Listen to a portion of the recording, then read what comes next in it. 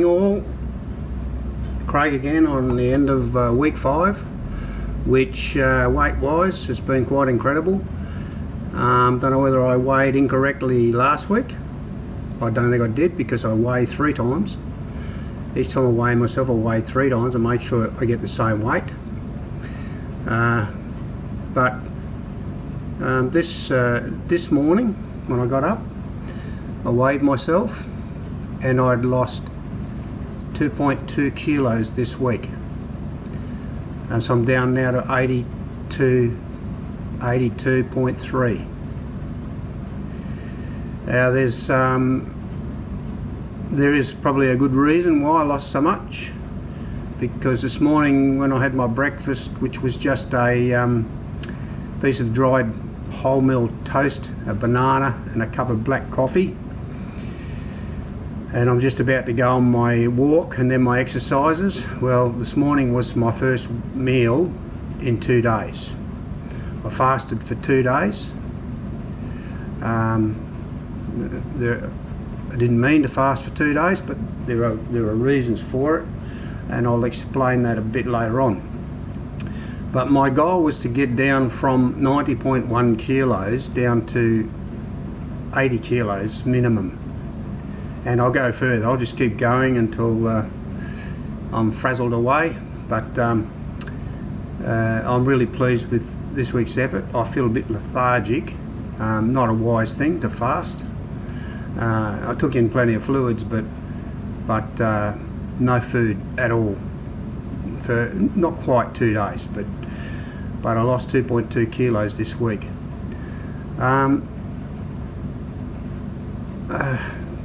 Last week I touched on my travel through depression. Today I just want to discuss this week's travel through depression. I come to the realisation this week, like a bolt of lightning, that when a person suffers depression for such a long period of time, and I was trying to go back to my dates to figure out exactly when I was really in deep depression, and I guess it goes back 15-20 years, but it was only about 12 years ago that I actually went onto proper medication for it. Veteran Affairs have described my treatment, which they pay for, as PTSD with major depression, and that's what I get. That's what I'm treated for. So it's not something that I know. It's not something that I can just. It's not just going to go away. I need to work on it. Recently, in the same period of time that this week, in fact, I started reducing my antidepressant medication, because it could be a contributing factor in another health problem that I have, which I'm trying to deal with at the moment, which is not really helping my brain, my thinking. I may touch on that later. It's a bit embarrassing to talk about, but I suffer from ED, so you might want to go and Google that. Anyway, this week, as I said, I came to the realisation that finally that my deep depression and my behaviour during my depression, which a lot of times you have no idea what you're behaving like, really does affect those around you who are trying their best to live a normal life while you're the way you are and they're trying to care for you. And I've never really said sorry to those people who suffered along with me. My depression cost me a lot. It cost me my house, it cost me my job, and it cost me my marriage. And that sort of keeps perpetuating the depression, because now that I seem to think a little bit clearer, I I understand now what the ramifications of depression is to those around you. So it is so important that before you get into deep depression or bipolar, that you seek help. And just seek help. Listen to your counsellors. I didn't listen to them. I refused. I thought, I can do this on my own.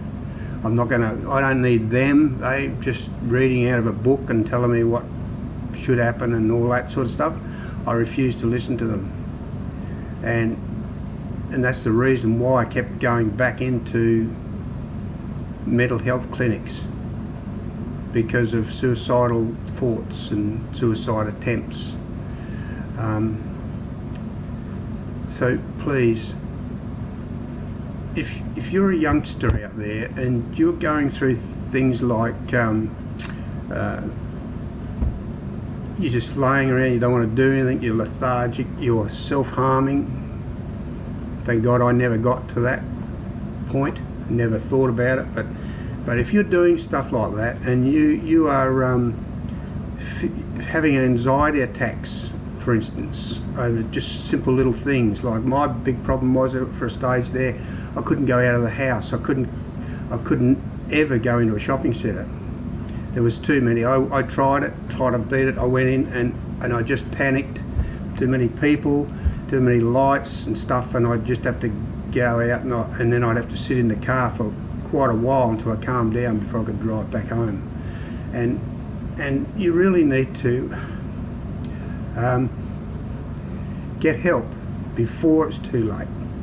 Before you get to that stage, I'm pretty sure you can stop it if you seek the help and you accept it when it's there, because you'll lose everything.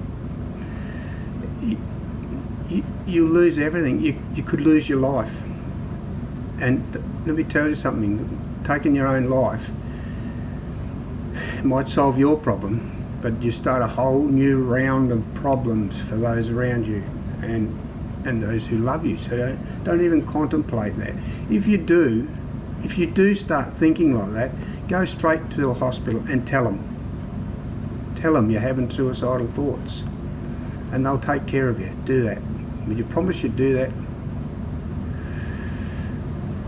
I'm sorry about the emotion, but this week, if the person I'm referring to is watching, and I doubt they will be watching, you need to know that I do understand, and I'm sorry. I'm sorry that I caused you all that grief. I'm sorry. Look, I need to control myself here, because I want to end on a lighter note. Just about to go off on my walk with my cousin Trevor, who's lost 12 kilos, I've got to tell you, in 10 weeks. And then come back and do my exercises. The one that I've concentrating on now is the one called planking. Look it up, Google it, planking. It is one to firm up the stomach muscles and the thighs and around there. Now, I thought about taking my shirt off like I did in the first one to show you any improvement. In fact, I'll that should lighten up the mood a little bit. I'll give you a quick flash. I won't take my shirt off, but I'll lift it up for you. Just bear with me there. Let's see if we can get the camera right. If you remember my first clip, my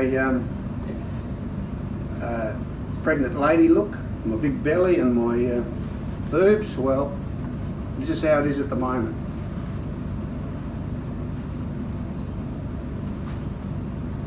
Look at that. I don't need a bra anymore. Pretty happy about that. I'm down to my last notch on some of my belts. I'm going to have to go out and get some new digs, I think. But listen, I want to just end up on, I've got a grandson who has a YouTube channel. He calls himself No Limitations. He has a couple of mates, who help him out in it. And he usually includes the family in some of his little antics. I watched one this morning of him. The other day I was walking down on my walk, exercise walk, and I walked past this young lad, and he looked at me and he said, lava floor or lava flow, something like that. And I looked at him, I thought, what are you talking about?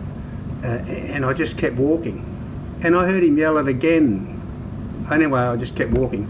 This morning I watched my grandson's video. Lava floor, I think that's what they're saying. So now I know what it's all about. So I'm pretty sure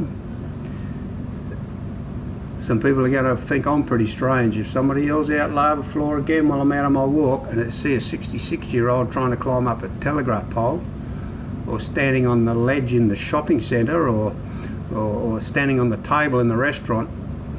They're going to think I'm nuts. But Keelan and Kyle, keep up the good work. Had a good laugh just before I started this morning. So thanks for tuning in, guys. Don't forget, planking. And don't forget, get help. Get help before it's too late.